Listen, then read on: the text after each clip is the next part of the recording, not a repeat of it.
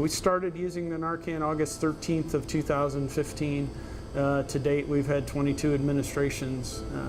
It's been very, very easy to use, and the training went very quickly as far as some quick in-station training, and we're also able to leverage the virtual classroom and use some videos to roll that training out as well. From the time that we contact the patient to the time that they're often awake and breathing on their own is sometimes as short as a minute to a minute and a half.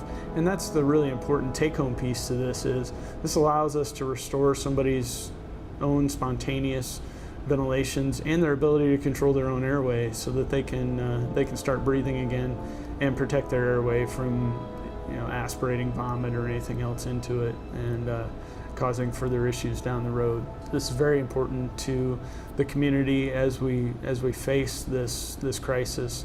As I said, not only here but across the country, and this availability in Narcan has definitely helped allow us to be able to help the folks that have overdosed on the medication, so that, as I said, we can return their ventilations and their airway control. We've been using it on the ambulance for 30 years, but it's just been a recent development that it's gotten into the hands of other first responders. The fire departments, police officers have access to it now.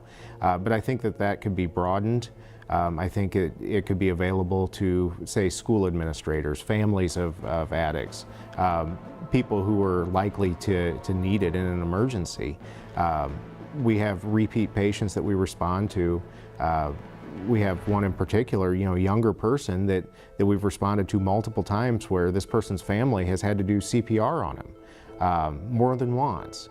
And this is a family that, had they had access to Narcan, they still need to call 911, and we still need to come out and help them. But for the 4 or 5 minutes it takes for the ambulance to get there, they could go ahead and administer that to try to minimize the effects of the overdose. Narcan's very easy to administer, just with some simple instruction. I think that people with little or no medical experience could be taught how to do it.